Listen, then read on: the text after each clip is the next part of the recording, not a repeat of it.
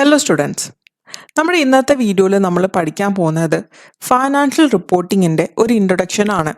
അപ്പോൾ എന്താണ് ഈ ഫൈനാൻഷ്യൽ റിപ്പോർട്ടിംഗ് എന്ന് പറഞ്ഞു കഴിഞ്ഞാൽ, നമ്മൾ ഫൈനാൻഷ്യൽ സ്റ്റേറ്റ്മെൻറ്റ്സ് സ്റ്റാൻഡേർഡ് പ്രകാരം പ്രിപ്പയർ ചെയ്തിട്ട് അതിനെ പ്രസൻറ്റ് ചെയ്യുന്നതിനെയാണ് നമ്മൾ ഫൈനാൻഷ്യൽ റിപ്പോർട്ടിംഗ് എന്ന് പറയുന്നത്.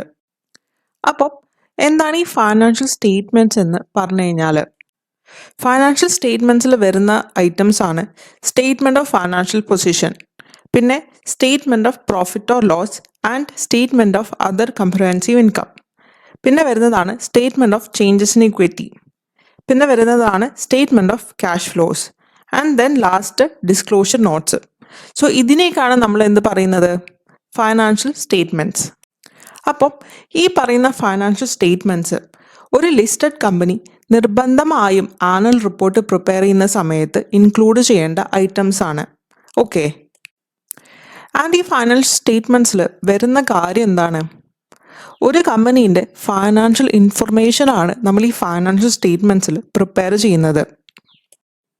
ഓക്കെ, ഇനി നമ്മൾ ഈ ഫൈനാൻഷ്യൽ റിപ്പോർട്ടിംഗ് എന്ന് പറയുന്ന സബ്ജക്റ്റിൽ ഏതൊക്കെ സ്റ്റാൻഡേർഡ്സ് ആണ് പഠിക്കാൻ പോകുന്നത് എന്നൊന്ന് നോക്കാം. ഓക്കെ, സോ ഇതാണ് സ്റ്റാൻഡേർഡിൻ്റെ ലിസ്റ്റ് വരുന്നത്. അപ്പം first IAS 1 presentation of financial സ്റ്റേറ്റ്മെൻറ്റ്സിനെ കുറിച്ചാണ് പറയുന്നത്.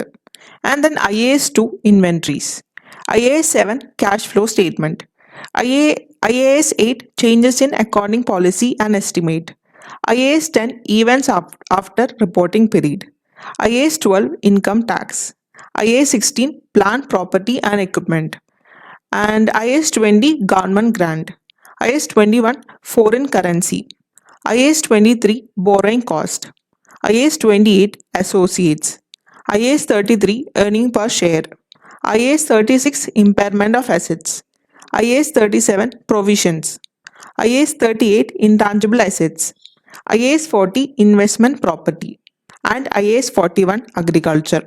ഓക്കെ, സോ ഇതൊക്കെയാണ് IASൽ വരുന്ന സ്റ്റാൻഡേർഡ്സ്. ഇനി നമുക്ക് IFRS ഉണ്ട്.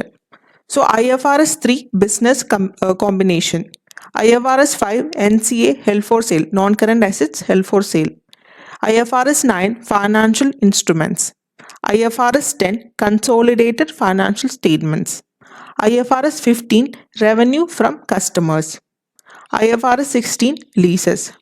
സോ ഈ സ്റ്റാൻഡേർഡ്സ് ഒക്കെയാണ് നമ്മൾ ഈ ഫൈനാൻഷ്യൽ റിപ്പോർട്ടിംഗ് എന്ന് പറയുന്ന സബ്ജക്റ്റിൽ പഠിക്കാൻ പോകുന്നത്. ഓക്കെ, സോ നമ്മളിപ്പോൾ ഫൈനാൻഷ്യൽ റിപ്പോർട്ടിങ്ങിൽ പഠിക്കേണ്ട സ്റ്റാൻഡേർഡ്സ് എന്തൊക്കെയാണെന്ന് നോക്കി. ഇനി അടുത്തത് നമുക്ക് ഫൈനാൻഷ്യൽ റിപ്പോർട്ടിങ്ങിൻ്റെ എക്സാം ഫോർമാറ്റ് എങ്ങനെയാണ് വരികയെന്ന് നോക്കാം. ഓക്കെ, സോ ഫൈനാൻഷ്യൽ റിപ്പോർട്ടിങ്ങിൻ്റെ എക്സാമിന് ടോട്ടൽ 3 സെക്ഷൻസ് ആണ് വരുന്നത്. Section A, section B and section C. Okay, total mark, എക്സാമിൻ്റെ ടോട്ടൽ മാർക്ക് എന്ന് പറയുന്നത് 100ലാണ് ആൻഡ് ടോട്ടൽ ടൈം നമുക്ക് കിട്ടുന്നത് 3 hours ആണ്. ഓക്കെ, എക്സാം ടൈം എന്ന് പറയുന്നത് 3 hours ആണ്. സെക്ഷൻ A എന്ന് പറയുന്നത് MCQ ക്വസ്റ്റ്യൻസ് ആണ് വരിക. ഓക്കെ, സെക്ഷൻ Aയിൽ ടോട്ടൽ 15 ക്വസ്റ്റ്യൻസ് ഉണ്ടാവും ആൻഡ് ഓരോ ക്വസ്റ്റ്യനും 2 മാർക്ക് വീതമായിരിക്കും. അങ്ങനെ ടോട്ടൽ 30 മാർക്സ് ആണ് സെക്ഷൻ Aയിൽ വരുന്നത്. ഓക്കെ, ആൻഡ് സെക്ഷൻ Bയിൽ 3 സിനാരിയോ ബേസ്ഡ് ക്വസ്റ്റ്യൻസ് ആയിരിക്കും വരുന്നത്. അതായത് നമുക്കൊരു സിനാരിയോ തരും ആൻഡ് ആ സിനാരിയോ വെച്ചിട്ട് ആ ഒരു ക്വസ്റ്റ്യനിൽ ടോട്ടൽ 5 ക്വസ്റ്റ്യൻസ് ഉണ്ടാവും ആൻഡ് ഈ 5 ക്വസ്റ്റ്യനിൽ ഓരോ ക്വസ്റ്റ്യനും 2 മാർക്ക് വീതമാണ്. ഓക്കെ, അങ്ങനെ ടോട്ടൽ 3 സിനാരിയോ ബേസ്ഡ് ക്വസ്റ്റ്യൻസ് ഉണ്ടാവും സെക്ഷൻ Bയിൽ. ഓരോന്നത്തിലും 5 ക്വസ്റ്റ്യൻസ് വീതമായിരിക്കും ഉണ്ടാവുക. അപ്പോൾ അങ്ങനെ ടോട്ടൽ 15 ക്വസ്റ്റ്യൻസ് ഉണ്ടാവും and 15 questions 2 mark each, total 30 marks ആണ് സെക്ഷൻ Bയിൽ വരുന്നത്. ആൻഡ് ലാസ്റ്റ് സെക്ഷൻ Cയിൽ 2 ക്വസ്റ്റ്യൻ ആണ് വരുന്നത്. ഓരോ ക്വസ്റ്റ്യനും 20 മാർക്ക് വീതമാണ് വരുന്നത് ആൻഡ് ടോട്ടൽ 40 മാർക്സ് ആണ് സെക്ഷൻ Cയിൽ വരുന്നത്. ഓക്കെ, ആൻഡ് സെക്ഷൻ Cയിൽ മോസ്റ്റ്ലി ലോങ് ടൈപ്പ് ക്വസ്റ്റ്യൻസ് ആണ് വരുന്നത്.